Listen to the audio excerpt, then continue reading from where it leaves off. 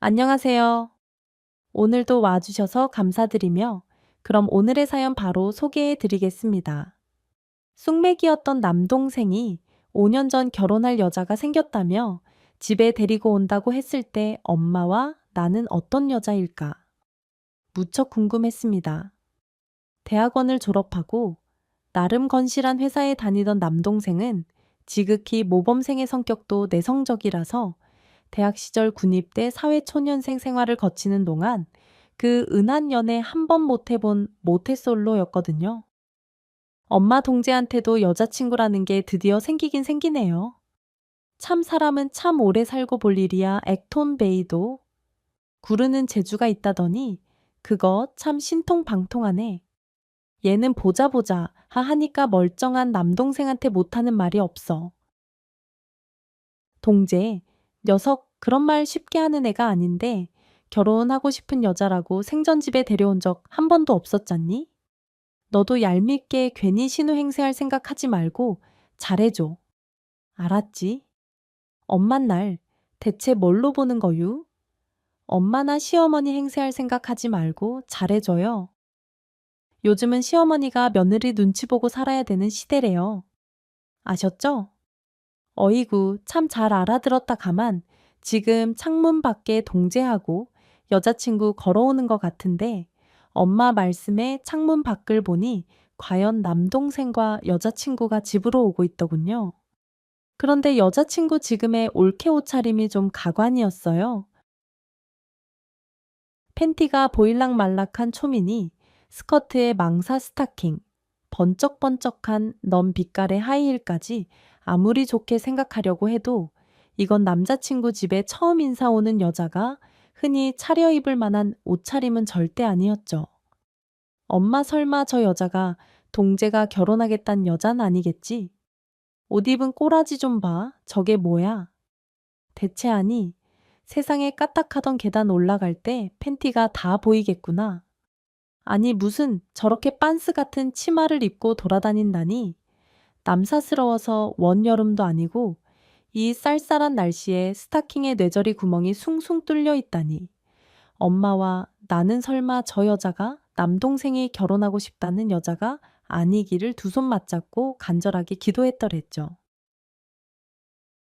허나 슬픈 예감은 왜 그리 꼭 그렇게 딱딱 들어맞는 걸까요? 그 요상한 차림새의 여자는 남동생이 결혼하고 싶다는 여자가 맞았어요. 네, 바로 지금 현재 남동생의 부인으로 살고 있는 여자입니다. 그렇게 강렬했던 첫인상으로 우리 집에 처음 인사를 온 올케였죠. 안녕하세요. 제 이름은 아롬이. 아니, 아영이라고 해요. 아, 죄송해요. 제가 개인 방송할 때 닉네임이 아롬이라서 이런 실수를 어머, 항상 이 조둥아리가 문제야. 오늘도 방금 방송 막 마치고 오는 길이라서요. 그냥 제 직업병이려니 너그럽게 이해 좀 부탁드릴게요. 초면에 좀 부담스럽다 싶은 간드러진 웃음까지 남발하면서 본인 이름을 잘못 말하는 올케가 아무래도 좀 이상해 보였죠. 푼수라고 해야 할지 아님 진짜 직업병이라니 이해를 해줘야 하는 건지 도통감이 잘 잡히지 않았어요. 개인 방송이라니 그게 대체 뭐 하는 일이에요? 그게 아가씨가 하는 일이에요? 네. 제가 데프리카 TV, VJ거든요. 거기서 제 닉네임이 아롬이고요.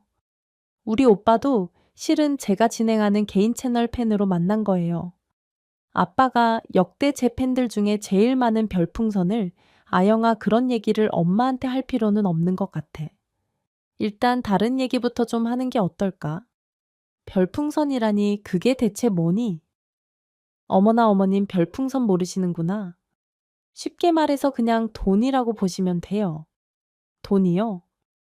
헤헤. 올케의 말을 듣고 실소가 나왔습니다. 데프리카 TV, VJ라니 그게 무슨 일인지 전혀 모르시는 엄마에게 일단 설명을 해드렸어요. 유튜브나 그런 것처럼 자기 방송을 운영하면서 돈을 버는 일이라고요. 그런데 올케가 한다는 방송의 특성상 노출이 많은 옷을 입고 나와 춤을 추고 노래를 부르고 때로는 더 심한 노출을 보여줄 때마다 소위 말하는 별풍선 돈을 쏘아주고 그런 것으로 수입을 올리는 일이라는 일은 올케가 집으로 돌아간 후에 엄마에게 차근히 말씀드렸습니다. 제 설명을 들은 엄마는 당연히 놀라 자빠질 정도로 기함하셨죠. 당장 남동생을 불러들여서 무섭게 호통치셨어요. 동재 너 대체 정신이 있는 녀석이야. 없는 녀석이야. 없는 살림에 너 하나 잘 되는 거 보겠다고. 네 누나까지 희생시키면서 비싼 사립대학에 대학원까지 보내놨더니 저런 여자를 데리고 와. 네 여자친구 아롬인지 다롱인지가 나오는 방송이라는 거 다 봤어? 치마 하나 벗고 윗도리 하나씩 벗을 때마다 별풍선인지 뭔지 받으면서 돈 버는 애가 제정신일 것 같니? 긴 말 할 거 없고 당장 헤어져. 어? 누나랑 엄마 말은 알겠는데 나 아영이랑 헤어질 수 없어요. 죄송해요. 그리고 아영이 결혼하면 인터넷 방송 BJ를 그만둘 거라고 나랑 약속했고요. 그게 지금 뭐가 중요해? 일 그만둔다고 걔가 생겨먹은 근성이 어디 바뀌어? 너 지금 엄마랑 누나 말을 거역하겠다는 거야? 동재야. 단순히 그 여자 흠잡고 싶어서 반대하는 거 아니야? 결혼이라는 거 그렇게 쉽게 결정할 문제도 아니고 여자는 같은 여자가 보면 더 잘 보이는 법이야. 아무리 내 입장에서 널 이해하려고 그 여자를 좋게 보려고 해도 그 여자 정말 아니야. 단순히 인터넷 방송 해서가 아니야. 방송의 성격이라는 게 있는데 그렇게 웃음 팔고 옷 벗어서 돈 버는 여자가 제대로 정신이 박힌 여자겠니? 나 아영이 사랑해요. 그리고 절대 헤어질 수 없는 이유가 있어요. 한시라도 바삐 아영이랑 결혼해야 된다고요? 너 설마 혹시 네, 설마 아닐 거야. 했던 불길한 예감. 그게 맞았어요. 남동생은 올케와 혼전 임신을 한 거였습니다. 그렇게 결혼 전에 아기라는 혼수부터 턱하니 장만한 참으로 용감하고 바지런한 커플이었어요. 7대 독재였던 남동생이 아이를 가졌다는 말에 그렇게 길길이 날뛰면서 반대하던 어머니도 한풀 누그러지고 말았죠. 무엇보다 남동생은 머리털 나고 처음 사귄 여자 올케를 너무나 사랑한다면서 이 여자 아니면 평생 총각으로 늙어 죽겠다고 엄마와 제 앞에서 협박과 시위를 반복했습니다. 저 역시 올케가 탐탁지 않은 건 사실이었지만 어쩌겠어요. 남동생 아이를 가졌다는 여자를 내칠 수는 없는 노릇이었습니다. 그렇게 올케는 우리 집안의 며느리가 되었어요. 올케가 우리 집에 시집 온 지 5년째. 그동안 우리 집에도 많은 일이 있었습니다. 저도 그동안 결혼을 했고 아이를 낳았고 남편과는 이혼 소송 중이었어요. 남편이 오랫동안 저 몰래 외도를 해왔다는 사실을 알게 되었기 때문입니다. 그 와중에 아이는 발달장애 판정까지 받아서 친정집 일에는 거의 신경 쓰지 못하고 살던 어느 날이었어요. 생전 안부 전화 한 통 없던 올케로부터 전화가 걸려왔습니다. 형님 그간 평안하셨어요. 아니 올케가 안부 전화를 다 하고 웬일이야. 다름이 아니라 요즘 어머님 건강이 많이 안 좋으셔서 형님하고 상의를 좀 해야 할 것 같아서 전화 드렸어요. 왜 엄마가 요즘 많이 아프셔? 아유, 명색이 딸이 돼가지고 나도 참 한심하다. 알아서 좀 챙겼어야 했는데 내가 요즘 사는 경황이 너무 없었네. 미안해, 올케. 네, 들어서 알아요. 형님 이혼하실 거라면서요? 형님 아이가 듣자 하니 좀 모자라다던가 그렇다던데 괜찮으세요? 사람, 올케 모자라다니 그게 무슨 말이야? 발달장애라는 게 다른 애들보다 발달 속도가 느리고 일반적이지 않은 건 사실이야. 드라마 이상한 변호사. 우영우, 그래? 그것도 안 봤어. 어떻게 사람이 말을 그렇게 함부로 막 하지? 평소 올케 여가장치라고는 없는 화법을 알고는 있었지만 자식을 건드리는 경박한 발언을 그냥 두고 넘어갈 순 없었습니다. 안 그래도 아픈 아이 때문에 하루도 마음 편할 날이 없었는데 정말 아픈 곳을 후벼 파는 생각 없는 말버릇이 도무지 용서가 되질 않았죠. 어머, 죄송해요. 저는 그냥 별 뜻 없이 드린 말씀인데 화 푸세요. 형님, 아휴, 엄마는 어디가 얼마나 아프신 거야? 그것 때문에 좀 자세히 드릴 말씀이 있어서 아이 아빠랑 좀 찾아뵈려고요. 엄마가 심각하게 아프신 거야. 자세히 말 좀 해봐. 일단 만나 뵙고 말씀드릴게요. 아무래도 어머님을 이제는 저희 부부가 모셔야 하지 싶어요. 친정엄마가 많이 아프시다는 말에 철렁했는데 철없다고만 생각했던 올케가 엄마를 모시겠다고 턱하고 나서니 솔직히 좀 기특한 생각이 들더군요. 당장 동생네 부부를 만나서 자세한 얘기를 들어야겠다고 생각했습니다. 엄마 건강이 어떻게 안 좋으시다는 거야? 엄마가 예전부터 신장이 안 좋았잖아. 그런데 연세가 있으시고 보니까 그게 신부전 생기로 진행이 됐대. 고혈압도 요새 조절이 안 되고 당뇨도 부쩍 심해지셔서 혼자 병원에 다니기도 힘드시고 삼시 세끼에 드시는 문제도 그렇고 그래서 너희가 어머니를 모시겠다고 어른 한 집에서 모시는 거 쉬운 일 아닌데 정말 자신 있어 어머 형님 걱정 마세요. 제가 엄마 없이 커서 원래는 결혼하면 시어머니랑 한 집에 같이 살고 싶던 사람이에요. 어머님이 딸이 안 계신 건 아니지만 제가 진짜 친딸처럼 잘할 테니까 걱정 마세요. 올케가 그렇게 마음먹었다니 고맙기는 한데 누나 있잖아.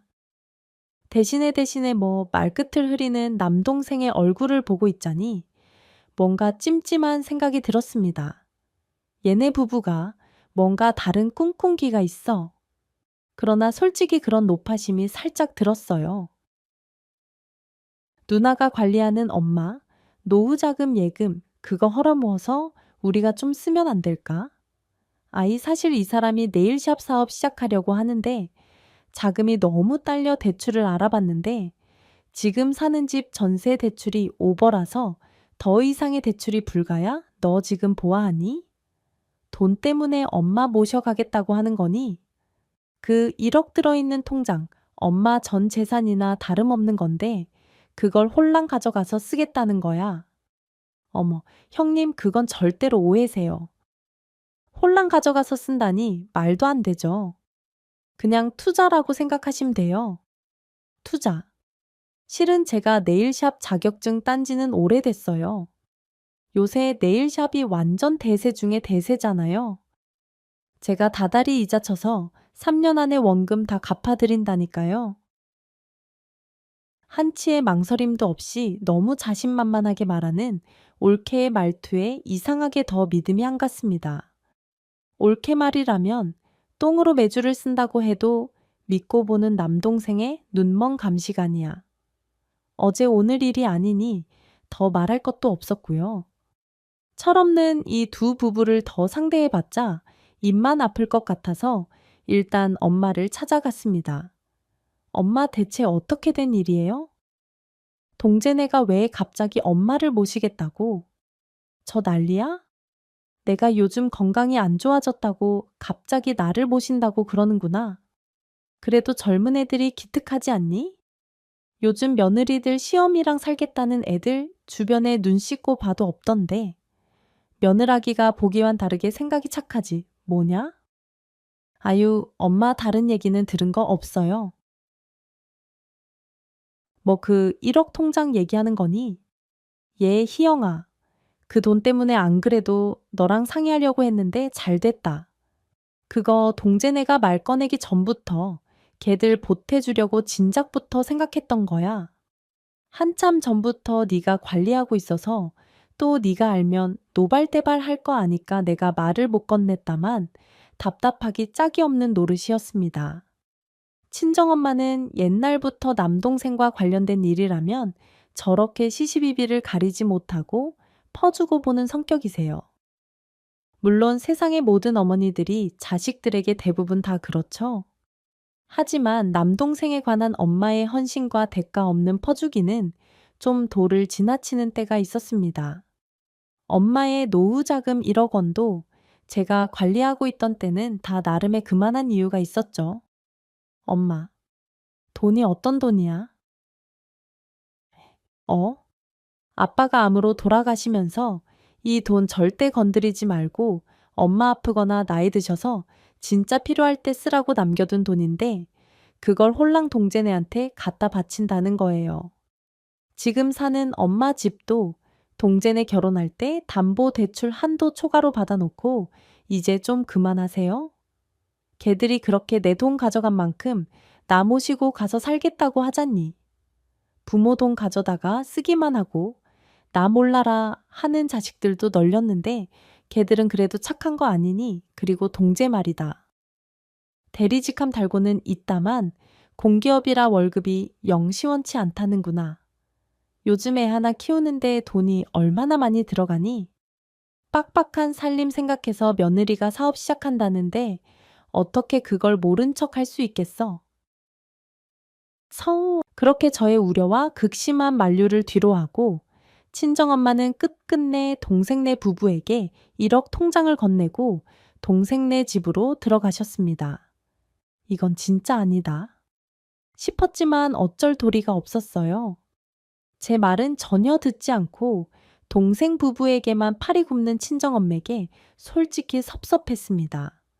사업을 할 거면 니들 스스로 돈을 모아 니들 능력으로 시작하란 놈의 저의 말에 남동생은 되려 저한테 마음이 상한 모양이었어요.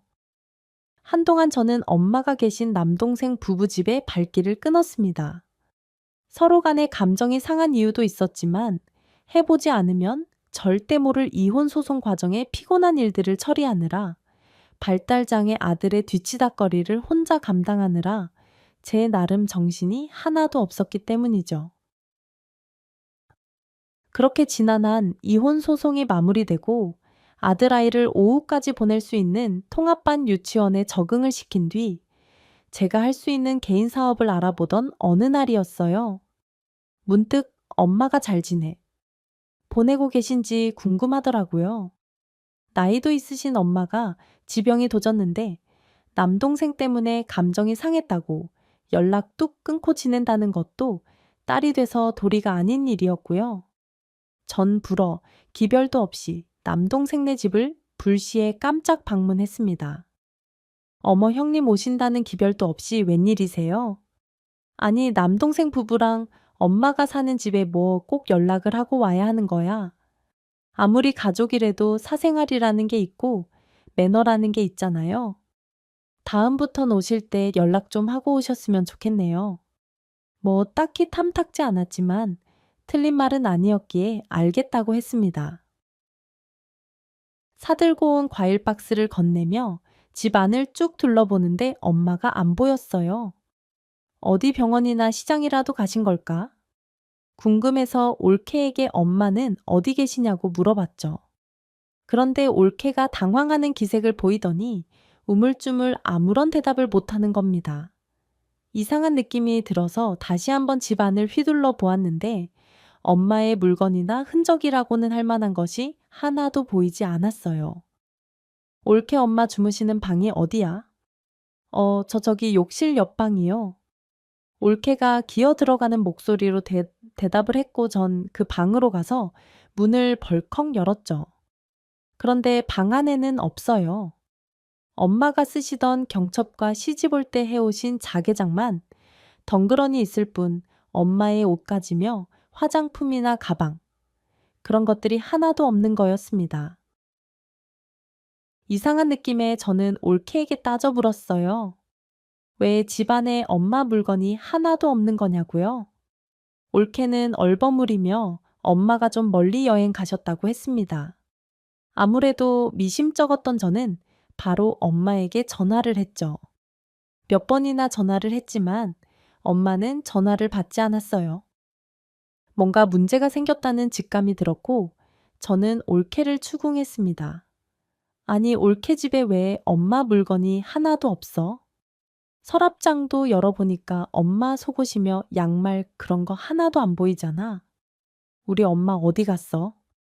당장 바른 대로 말해. 여행 가셨다고 말씀드렸잖아요. 여행을 좀 길게 가셔서 속으시며 옷까지 싸들고 가신 거고요.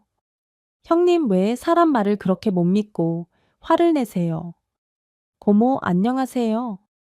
제이라 어린이집 갔다 왔어. 할머니는 어디 계셔? 할머니요? 할머니 저기 멀리 여행 가서 열밤 지나면 온다고 했는데 계속 안 와요. 엄마한테 할머니 언제 오냐고 물어볼 때마다 맨날 열밤 지나면 온다고 하는데 엄마 거짓말하는 것 같아요. 할머니 맨날 안 와요. 얘가 너 언제 엄마가 거짓말했다고? 그러니 그런 이상한 말 하면 엄마한테 혼난다. 얼른 태권도 학원이나 가니 나가서 놀든지 어서 괜히 잘못도 없는 조카를 혼내며 닥달하는 것을 보니 뭔가 잘못돼도 단단히 잘못되었다는 걸 느낄 수가 있었습니다. 남동생에게 전화를 걸어 자초지종을 확인하려는데 어찌된 일인지 녀석이 전화를 받지 않더군요. 잠시 후 전화가 온 남동생은 본인이 병원에 있다고 했습니다. 최근에 교통사고를 당해 병원에서 재활치료 중이라고요. 전 당장 남동생이 입원해 있는 병원으로 달려갔어요.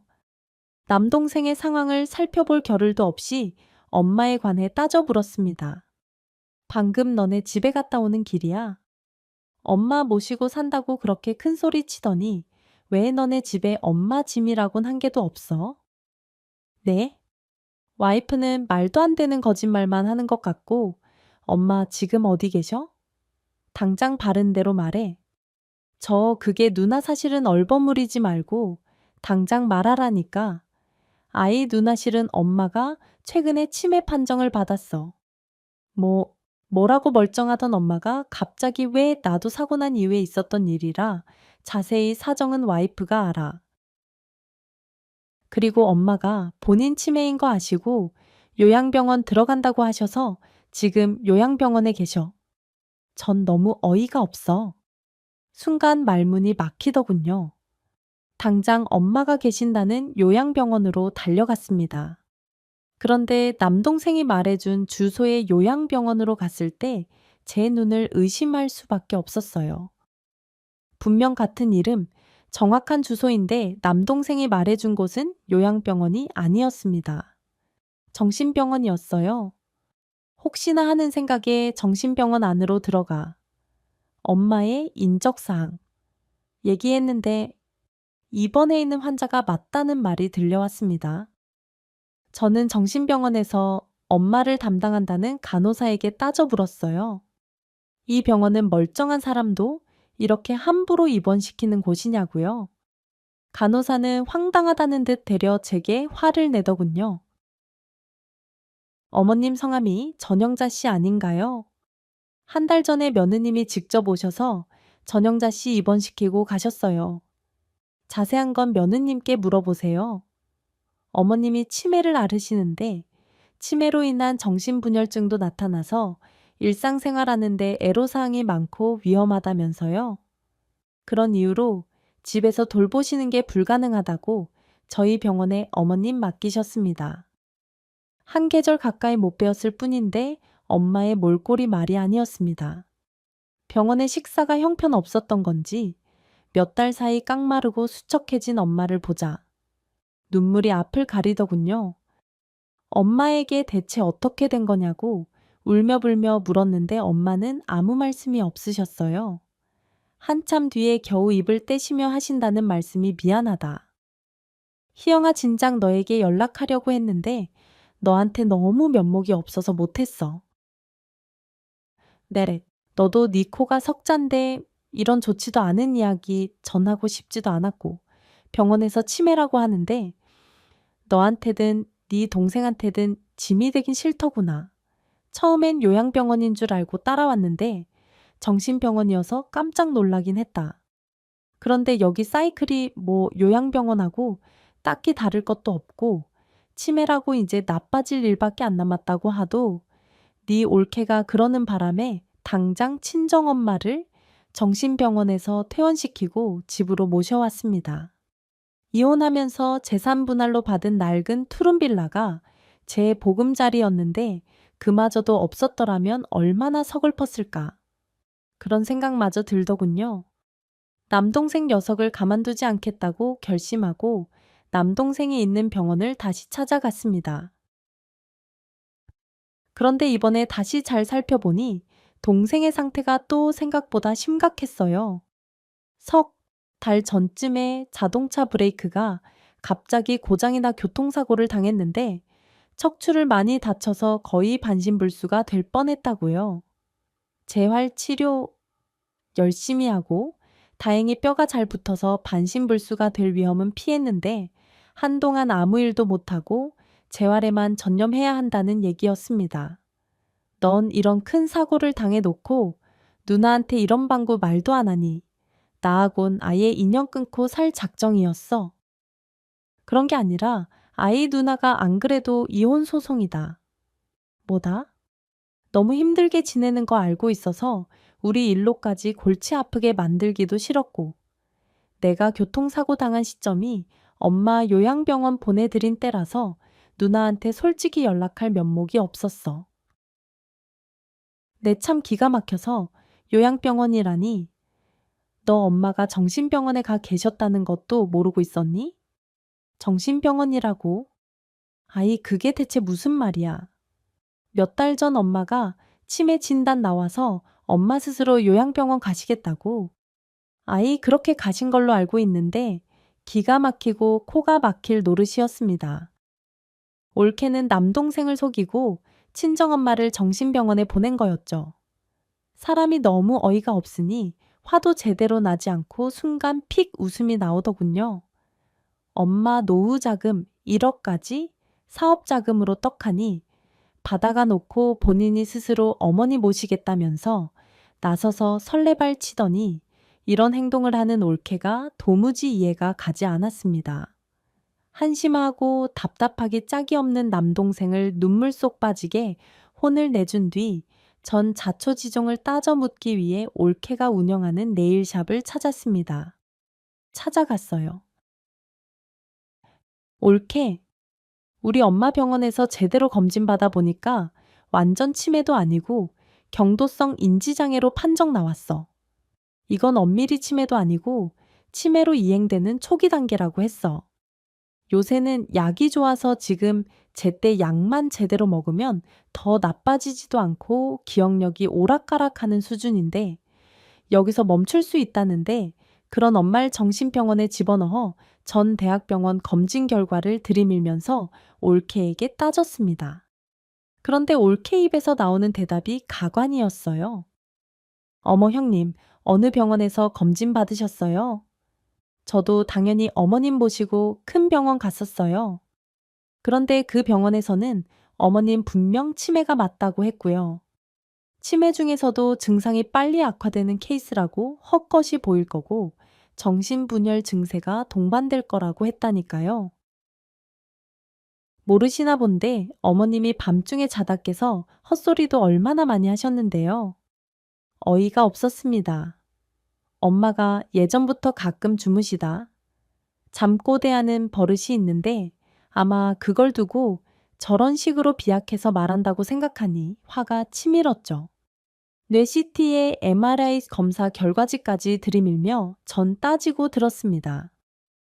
저는 하도 기가 막혀서 올케도로 어느 병원에서 검진했냐면서 당장 검진받은 결과지를 가져와 보라고 했어요. 그랬더니 결과지 같은 건 가지고 있지 않다는 겁니다. 좋은 소식도 아니고 기분이 꿀꿀해서 버렸다나요? 이봐 올케. 정신병원에 가야 될 건 올케 같은데 그렇게 뻔뻔스럽게 거짓말을 잘하는 거? 그것도 일종의 소시오패스고 정신병인 거 몰라. 뭐라고요? 말 함부로 하지 말고 좀 가려 하세요.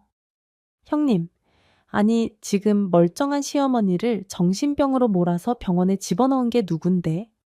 고래고래 소리를 질러 적반하장도 진짜 유분수 아냐? 동재한테까지 이 사실 숨기고 아주 그냥 간이 배 밖으로 나왔지. 올케에게 욕을 하며 소리를 지르는데 마침 네일샵 안으로 손님이 들어오는 겁니다. 손님은 상황도 모르고 마치 저를 진상 손님 취급하며 위아래로 훑어보더군요. 생판 모르는 남에게 제 사정을 말할 수 없는 노릇이라 전 일단 네일샵을 나왔습니다. 그런데 집에 돌아와서 보니 뭔가 주머니가 허전하더군요. 올케와 핏대 올리며 언성을 높이다. 보니 네일샵에 제 휴대폰을 두고 온 거였어요. 어쩔 수 없이 다시 올케의 네일샵으로 향했습니다. 그런데 네일샵 근처에 다다랐을 때였어요. 올케가 웬 의문의 남자와 다정하게 팔짱을 끼고 어디론가 걸어가더라고요. 수상해서 당장 그들의 뒤를 밟았습니다. 하하, 호호. 뭐가 그렇게 웃기고 즐거운지. 둘은 깔깔거리며 다정하게 스킨십까지 하면서 골목 안으로 사라졌어요. 전봇대 뒤에 숨어서 살펴보니 꽤 값 나가 보이는 외제차 한 대가 남자의 차 같았습니다. 그 남자의 외제차에 올케도 동승해서 어디론가 사라지더군요. 저는 실소가 나왔어요. 이제 하다하다. 바람까지 핀다는 건가? 올케가 보이는 막장 행동의 끝은 대체 어딘가 싶었죠. 네일샵에 휴대폰을 찾으러 갔더니 가게를 비운 올케 대신 파트타임으로 일하는 네일 아티스트가 앉아 있었습니다. 전 가족임을 숨기고 그저 휴대폰을 두고 나온 손님인 척 물었어요. 오전에 시술 받고 왔던 손님인데 휴대폰을 놓고 가서요. 아, 혹시 저 빨간색 케이스 휴대폰이요? 네, 맞아요. 그런데 사장님은 어디 가셨나 봐요. 네?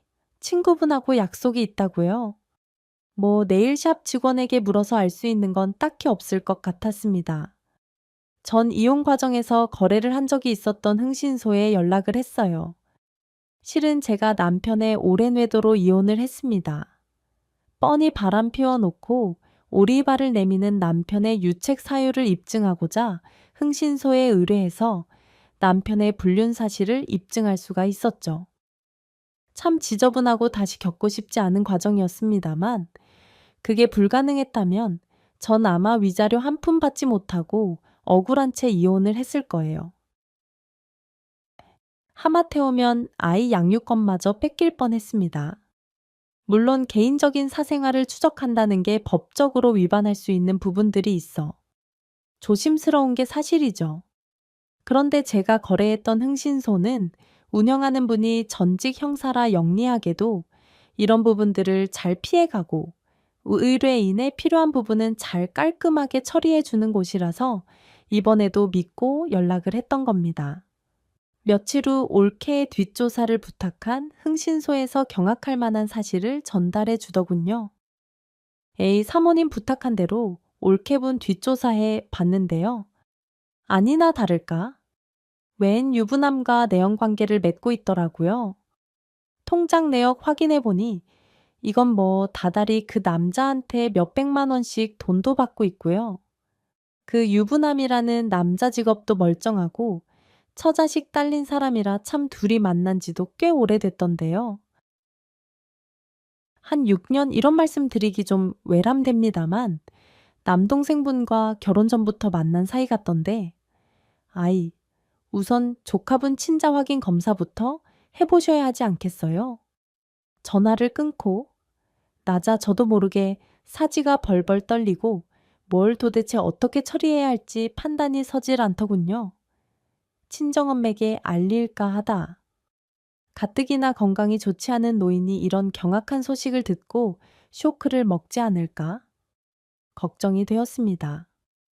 전 남편의 외도로 제가 이혼까지 했는데 남동생까지 그런 일을 당했다는 사실을 알게 되면 엄마가 받을 충격이 너무 클 것 같았어요. 우선 흥신소 사장이 말한 대로 친자 확인 검사부터 해야 할 것 같았습니다. 올케를 응징하는 일도 남동생에게 말하는 일도 뭔가 모든 결과가 다 밝혀진 후에 해도 늦지 않을 것 같았어요. 일단 올케네 집의 병원에 있는 남동생 속옷을 챙겨다 준단 구실로 찾아갔죠. 올케는 주방에서 뭔가를 만든다고 분주하고 조카 아이는 거실 소파에서 색칠 공부를 하고 있더군요. 올케 눈치를 살피며 미적거리며 시간을 끌다 보니 조카를 재워야 할 시간이 다가왔고 저는 조카에게 샤워를 하겠느냐 물어봤습니다. 조카는 순순히 자기 전에는 늘 머리도 감고 양치도 한다면서 씻겠다고 했죠. 조카의 머리를 감기고 말려주면서 저는 슬쩍 머리카락 몇 개를 뽑아 챙겨왔습니다. 다음날 동생 병문안을 가서 병원 생활하느라 자주 씻지 못해 꼬질꼬질해 보인다고 일부러 동생의 성질을 긁었죠. 지네, 참 나 재활 치료하는 동생 불쌍하게 생각은 못할 망정 꼬질꼬질해 보인다고 흉부냐. 그렇게 지저분해 보이면 왜 누나가 머리 좀 감겨보던가. 지금 뭘 잘했다고? 누나한테 큰 소리야. 지 와이프가 멀쩡한 엄마를 치매의 정신분열증 환자로 몰아서 정신병원에 쳐넣은 것도 모르는 주제에 누나 내가 그걸 알았어. 설마 내가 엄마 정신병원에 쳐넣는 걸 알면서도 묵인했겠냐고. 중증 치매도 아니고 똥 오줌 받아내야 하는 중병 환자도 아닌데 아직 정정한 엄마를 요양병원에 보내는 건 제정신이니 그것만도 너를 용서하기 진짜 힘들거든. 잘못했어. 누나 와이프가 엄청 심각하게 엄마 치매라고 이제 심해지는 일만 남았다면서 아이지는 죽어도 엄마 수발 못 들겠다고? 안 그럼 제일이 데리고 집 나가겠다는데 그럼 어떡해? 나 그때 막 교통사고 당해서 완전 경황도 없었다고. 어이그이 한심에 빠진 놈아. 너 같은 걸 낳았다고 엄마가 그 더운 삼복더위에 뜨거운 미역국 땀 흘리며 후루룩 후루룩 잡수시던 거 생각하면 내가 오장에 천불이 친다. 천불이 쳐. 저는 남동생 머리를 감겨주는 척하며 머리칼을 몇 도를 뽑으려던 걸 등짝을 찰싹 소리나게 스매싱에 후려쳐 주는 것으로 대신했습니다. 다시 생각해도 똑똑치 못하게 그저 돈만 밝히는 한심한지 처에게 농락당해 나이든 엄마를 정신병원으로 중증 치매 환자로 몰아간 남동생에게 실망스럽고 화가 나서 견딜 수가 있어야 말이죠. 남동생 머리를 몇 대 쥐어 박는 척하다. 머리칼 몇 도를 아무렇게나 뽑아버렸습니다. 기겁하며 펄펄 뛰면서 뭐 하냐고 소리 지르는 남동생에겐 새치가 보여서 뽑았다고 타박을 준 뒤 병실을 나와버렸죠. 저는 그렇게 머리카락을 가지고 친자 확인 검사를 의뢰했어요. 10년 전만 해도 100만 원에 육박했다는 검사비가 요즘에는 일반화가 되어 10만 원, 언저리면 검사가 가능하다는 얘기를 듣곤 그나마 다행이다 싶었습니다. 그런데 검사가 하도 밀리고 대기자가 많아 2주 넘게 기다려야 된다는 얘기를 듣고 좀 아연실세 캐톨했습니다. 우리 집 말고도 이렇게 친자 확인을 하는 집이 많다는 건가? 좀 아이러니하고 씁쓸했거든요. 친자 확인 검사 결과를 초조하게 기다리고 있던 어느 날 병원에 있던 남동생으로부터 전화가 한 통 걸려왔어요. 참, 누나 방금 보험회사에서 전화 왔는데 나 지금 재활치료비 지급이 미뤄질 것 같아. 당장 병원비가 밀리게 생겼는데 어떻게 하지? 아니 너 실비랑 그런 쪽으로 보험 여러 개 들어두지 않았어? 여러 개는 아닌데 내가 이번에 당한 교통사고 브레이크 고장이라 그 부분 전수 조사했는데 아무리 봐도 누군가에 의한 고의의 조작으로 판명이 났대. 아이, 그래서 지금 당장 치료비 환급이 어렵다는데 대참 어이가 없어서 뭐 그럼 누가 네 자동차 브레이크를 일부러 고장 내기라도 했다는 거야. 보험회사 사람들 말로는 그렇다는데 그게 말이 돼. 아, 멀쩡한 브레이크를 누가 고장을 내? 내가 주변에 딱히 원수지고 사는 사람도 없는데 뭔 말도 좀 말 같은 말을 해라. 그렇구나. 수긍을 하지. 보험금 지급하기 싫어서 요즘 보험 회사들이 갖은 꼼수 쓴다던데 뭐 그런 거 아니겠어? 너 질병하고 상해적으로 보험 서너 개 되잖아. 서너 군데 모두에서 그런 소리 하디. 아이, 누나 나 보험 한 개밖에 안 남았어. 나머지 보험들은 해약한 지 오래야. 아니, 멀쩡한 보험들 다 해지해서 뭐 했어? 그건 보험왕 출신 내 친구 윤정이가 완전 살뜰하게 특약이며 혜택 겹치더라도 2중, 3중으로 다 받을 수 있게 플랜 짜준 거잖아. 돌아오는 남동생의 대답에 전기함했습니다. 질병과 상해보험들을 대부분 정리해서 생명보험 큰 것을 가입했다나요? 죽을 날도 먼 젊디. 젊은 애가 갑자기 웬 생명보험을 그리 과하게 가입했냐 물었더니 올케가 그렇게 하라고 시켰다는 겁니다. 다른 남자들 보면 결혼하면 기본으로 식구들 생각해서 생명보험 든다면서요. 올케 말이 본인과 조카를 진정 사랑하고 걱정한다면 생명보험을 들라고 했답니다. 넌 올케가 시키면 도둑질도 할 거냐고 고함을 빽 찔렀더니 한 집안의 가장이 돼서 본인에게 불의의 사고가 날 수도 있는 건데 그럴 땐 대비해서 혼자 남을 자신의 처와 자식이 걱정돼서 그랬다는 대답이 돌아오더군요. 일찍 돌아가신 아버지가 그런 대비를 제대로 해 놓지 못하고 돌아가시는 바람에 누나와 엄마가 옛날에 얼마나 고생에 쳤냐면서요. 자기는 만에 하나라도 제 처와 자식이 그런 고생하는 꼴은 못 보겠다고 했습니다. 참 처와 자식이 걱정돼서 그랬다는 남동생에게 바보 같은 자식이라고 욕할 수도 없는 노릇이었죠. 생각할수록 올케가 괘씸하고 뭔가 남동생을 의도적으로 이용하고 있는 것은 아닌가 하는 합리적인 의심과 의혹만이 눈덩이처럼 불어날 뿐이었습니다. 하루는 올케가 운영하는 네일샵을 찾아갔어요. 엄마 노후 자금 1억 홀랑 가져가서 시작했다는 그 사업, 과연 제대로 하고는 있는 건지 궁금하기도 했고, 여러모로 의심스럽기 짝이 없는 올케의 동태를 살피고 싶었습니다. 어서 오세요. 형님이 저희 가게에 어쩐 일이세요? 나 그냥 온 거 아니다. 인터넷으로 예약하고 왔어. 올케한테 손톱 관리 받으려고.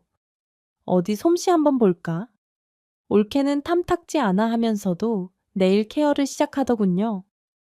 뭐 썩 훌륭한 솜씨는 아니었지만 네일 아트 자격증이 있다는 말이 거짓말 같진 않았습니다. 가게 노트북 화면을 슬쩍 봤는데 나름 예약도 빽빽하게 차 있고 가게 운영이 영 안 되는 것 같지는 않았어요. 뻔뻔하게 남의 유부남과 바람을 피우고 게다가 친정엄맥에 저질렀던 그야말 만해행까지 생각하면 정말 당장이라도 욕을 바가지로 퍼붓고 남동생과 이혼하라고 말하고 싶었습니다. 하지만 친자 확인 건 초조하게 검사 결과를 기다리는 중인 친자 확인 검사. 이건 온전히 심증만 있는 제감정적인 판단일 뿐 아직 정확하게 밝혀진 사실은 아무것도 없었죠. 제 마음속을 짓누르는 찜찜함, 예감과 불길한 촉, 그런 것 말고는 아무것도 확인된 팩트가 없었기에 저 몰래 올케를 노려보는 것 말고는 할 수 있는 일이 없었습니다. 있습니다. 형님, 웬만하면 저희 가게에 오시지 않았으면 좋겠어요. 아무래도 제가 운영하는 가게에 시댁 식구가 자주 들락거리는 게 영 불편하네요. 참 어이가 없었지만 알겠다고 하고는 네일샵을 나왔습니다. 본인이 운영하는 가게는 시댁 식구 주머니에서 나온 돈으로 차렸으면서 저런 말을 뻔뻔하게 할 수 있다는 게 참 대단하다 싶었죠. 하다가 한창 재활치료 중이긴 하지만 일단 남동생에겐 올케의 불륜 사실을 알려야 할 것 같단 생각이 들었습니다. 남동생에게 연락해서 올케가 남의 유부남과 내연 관계라는 사실부터 말했습니다. 그런데 남동생의 반응이 가관이었어요. 누나할 누나가 아무리 제일이 엄마를 싫어해도 이건 아니지 않아. 뭐 너 지금 이 상황에 올케 편드니 몸 아프다더니 정신까지 나갔어. 그래 네가 받아들이기 힘든 현실인 건 알지만 동재야. 이건 엄연히 사실이고 팩트야. 누나 옛날부터 제일 엄마 인터넷 방송 BJ 출신이라고 처음부터 탐탁치 않아 했어. 노출 심한 옷차림 가지고도 트집 잡으면서 싫어했고 그래. 와이프가 엄마 노후 자금 가져다 쓴 거랑 엄마 정신병원에 집어넣은 거. 그건 100번, 1000번 잘못한 일이야. 그렇지만 다른 남자 만나러 다니고 그럴 여자 절대 아니라고. 나한테 이런 얘기 할 거면 누나 나한테 다신 연락하지 마. 때 올리며 소리 지르는 남동생을 보고선 할 말을 잃었습니다. 화를 내야 할 당사자는 올케인데 남동생은 되래. 내게 잘못을 탓하며 분노하다뇨. 뭔가 남동생에게 말할 때가 아닌데 내가 그때를 잘못 잡았나? 저는 그렇게 생각할 수밖에 없었죠. 아니면 너무 받아들이기 힘든 현실이라 저런 식으로 부정을 하나 그런 생각도 들었습니다. 그때였습니다. 문자 한 통이 도착했다는 알림 메시지가 뜨더군요. 휴대폰을 열어서 확인해 챘는데 기다리던 친자 확인 검사 결과였습니다. 떨리는 손으로 메시지를 확인했고 결과는 친자 불일치라고 나왔더군요. 이제 더 이상 소갈이하고 고민할 일이 아니다 싶은 판단이 들었습니다. 정말 참을 수 없을 만큼 화가 치밀어 올라 올케의 네일샵으로 다짜고짜 찾아갔어요. 올케 나하고 얘기 좀 해. 아니 형님 시댁 식구가 제 일하는 공간에 연락 없이 함부로 방문하는 거 제가 싫다고 분명히 말씀드렸잖아요. 그 입 닥치고 자, 이 검사 결과지랑 사진들 보고 한번 변명해봐. 올케에게 친자 확인 검사 결과지와 흥신소에서 받은 증거 사진들을 던지듯 내밀었죠. 그런데 그 사진들을 본 올케가 가소롭다는 듯 실소를 던지는 게 아니겠어요. 아니 형님 지금 이게 무슨 상황이죠? 이렇게 몰래 쫓아다니면서 사생활 사진 찍는 거 불법인 거 모르세요? 너 뭐가 그렇게 당당하니? 이 남자 유부남이라며 나 이 남자 집 주소도 다 알고 있어. 이 사람 찾아가서 네. 신상 까발리고 너랑 그런 관계라고 폭로라도 할까? 그래야 정신 차리겠어. 형님 그렇게 하고 싶으면 얼마든지 마음대로 하세요. 그 사람네 아파트 찾아가서 확성기로 까발린다 해도 저 아무 상관없어요. 그 사람 저 어차피 미래를 같이 하기로 약속했거든요.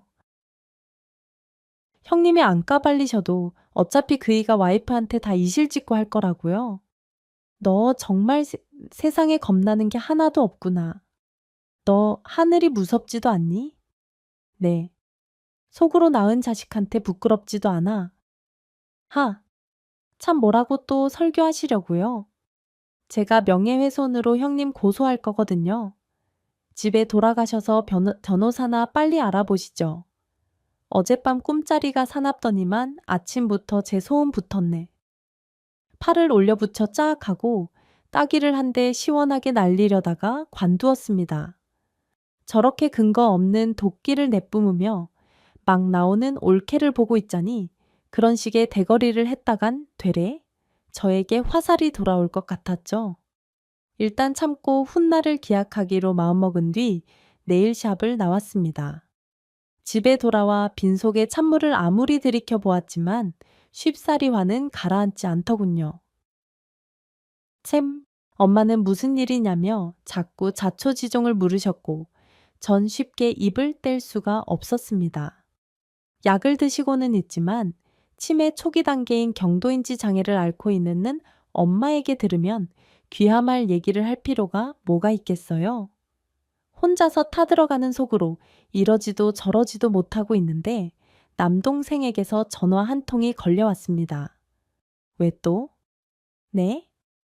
와이프 의심하지 말라고 소리 지르려고 전화했니?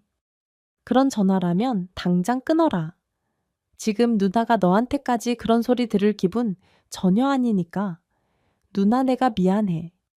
내가 멍청해서 내가 못나서 누나를 엄마를 대뜸 전화한 남동생은 말도 제대로 못하고 꺽꺽대며 오열하더군요. 전 대번 이상한 낌새를 느꼈고 남동생을 다그쳤어요. 너 울지 말고 똑바로 말해봐. 대체 무슨 일이야? 어? 말을 제대로 해야 알 거 아니냐고. 누나 보험 회사에서 연락이 왔는데 나 당한 교통사고 말이야. 전수 조사 결과가 나왔대. 브레이크 고장 난 거. 그거 와이프가 일부러 고장 내 온 거래. CCTV 사각지대라서 범인을 당시 못 찾고 있었는데 그날 내 차 맞은편에 세워져 있던 승용차 블랙박스에 차에 손대는 와이프 모습이 찍혔나 봐. 증거가 빼박이라고. 이거 보험 사기라고. 어이가 없는 것을 넘어 경악스러웠어요. 가만 생각해 보니 남동생에게 나머지 보험들을 정리하고 생명보험을 강권했다는 올케의 행동이 그제서야 어떤 의도였는지 이해가 가면서 소름이 쫙 끼쳤습니다. 대체 올케에 기함할 만한 악행의 끝은 어딘가 도무지 감을 잡을 수가 없었죠. 살면서 남동생 저 엄마 우리 세 식구 남한테 정말 나쁜 짓 한 번 안 하고 정직하게 살아왔네요. 했는데 왜 자꾸 이런 기함할 만한 시련들이 생기는 건지 원통하고 속상했어요. 전 남동생과 보험회사 직원과 긴 얘기 끝에 올케를 보험 사기와 살인 미수로 경찰에 고소하기로 결정을 내렸습니다. 여러 정황과 증거가 빼박이라 중형실형을 면할 수 없을 거란 얘기가 들려왔어요. 남동생은 조카 아이가 친자가 아니라는 사실을 알고는 배신감에 치를 떨며 괴로워하다 충격으로 거의 알아누워 버렸죠. 사안이 사안인지라 이번에는 모든 사실들을 엄마에게도 말씀드렸습니다.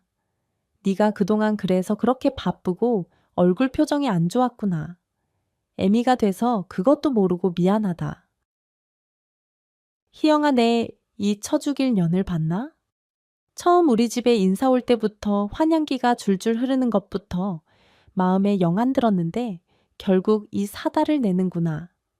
그 악독한 것 때문에 멀쩡한 우리 아들이 황청일 갈 뻔한 거 아니니?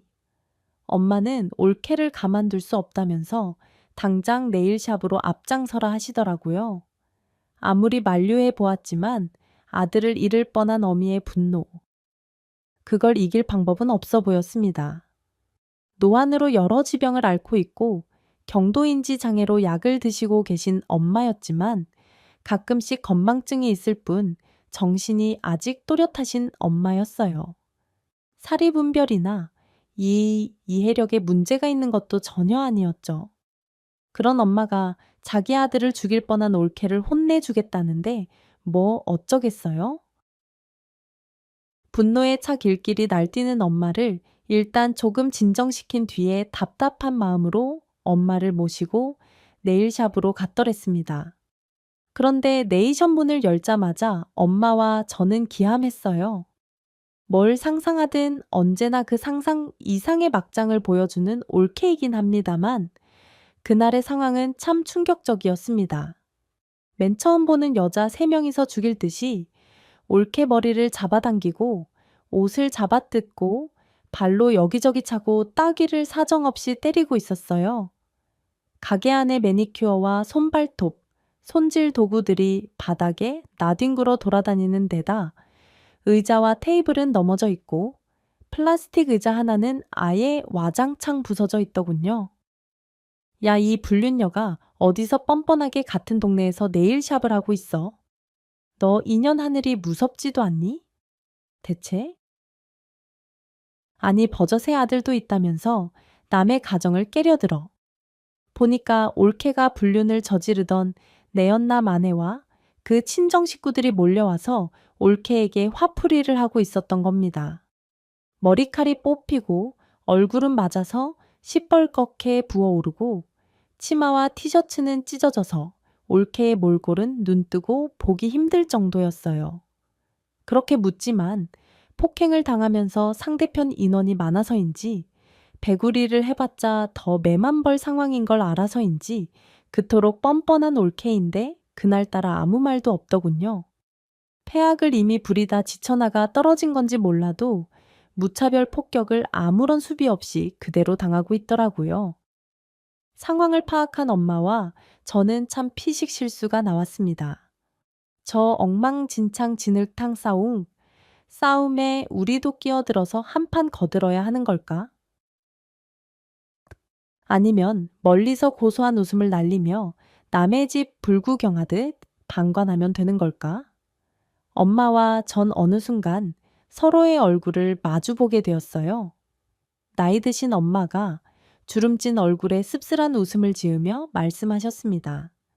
이제 그만 집으로 돌아가자고요. 엄마 머리끄댕이 잡아서 내 팽개쳐 버리겠다더니 속병 안 나시겠어요. 저만큼 당하는 거 봤음 된 거 아니니? 에휴, 전현이 악독한 년이다만 응징금 법원에서 해주게끔 넘기자꾸나. 엄마 진짜 안 억울해. 괜찮겠어? 저 여자들이 지금 다 대신 해주고 있잖니? 우린 물 안 묻히고 설거지. 단 셈치자. 저러는 꼴 눈으로 직접 보니 굳이 저런 식의 화풀이를 하고 싶지도 않구나. 그날 그렇게 엄마와 저는 올케 손끝 하나 안 건드리고 집으로 돌아왔어요. 보험 사기에 살인 미수로 검찰로 송치된 올케는 조카를 돌볼 수도 없게 되었죠. 올케에게 친부를 캐물었는데 가관인 건 조카, 아이는 지금 내연남의 아이도 아니었습니다. 한참을 제가 고생해서 조카의 친아버지를 우여곡절 끝에 찾았어요. 다행인 건 조카의 친부 집안이 조카 제일이를 무척 방인다는 거였습니다. 친부는 결혼도 하지 않고 혼자 살던 남자였는데 나이는 거의 50줄이라 결혼은 못해도 아이 하나는 있었으면 하는 그런 사람이었어요. 제가 수소문 끝에 찾아간 그 친부의 집은 서울 근교의 전원주택이었습니다. 근처에서 숙박업을 한다는 그 남자는 경제적으로도 별 어려움이 없이 잘 사는 것 같아 보였죠. 나이 드신 부모님과 함께 사는데 아직 아픈 데 없이 정정하셔서 조카 아이를 돌보는 데엔 무리도 없어 보였죠. 그렇게 조카, 아이 이젠 조카라 말하기도 뭐한 그 아이 제일이를 친부에게 무사히 데려다 주고 돌아오는 길 고속도로 갓길에 혼자 차를 세워두고 한참을 펑펑 울었습니다. 친자가 아니라 판명은 났지만 몇 년을 조카라 생각하고 키운 아이라 그런 건지 친부 집에 조카 아이를 놔두고 돌아오는데 마음이 영 무거웠어요. 고모 가지 마세요. 저보러 꼭 놀러 오세요. 그 아이의 마지막 인사였습니다. 올케를 생각하면 살이 떨려야 정상일 수 있는데 모든 죄는 어른들에게 있지 아이들에겐 없다는 깨달음이 들었어요. 사필귀적 이 네 글자 고사성거가 틀린 말은 아니더군요. 시간이 지나 올케는 법의 심판을 받아 지금 형무소에 있습니다. 가중처벌을 받아 10년 이상의 형기를 복역해야 출소할 수 있을 거라 하더군요. 남동생은 재활치료를 무사히 마치고 직장으로 복귀했어요. 친정엄마는 요새 건강이 많이 좋아지셔서 아들내미 등하원과 아침 저녁 식사 등을 무리 없이 잘 챙겨주시죠. 노인회관에 다니면서 최근엔 장호춤 추는 취미에 푹 빠지셨어요. 저는 올케가 하던 네일샵 자리에 카페를 오픈해서 성업 중입니다. 이혼 후 제 사업을 알아보던 채 평소 베이킹을 잘하고 커피를 좋아하는 취미를 살려 네일샵 자리에 카페를 차린 거죠. 발달장애 아들이 크면 바리스타 훈련을 시켜서 둘이서 재미나게 함께 카페를 운영해 볼까 합니다.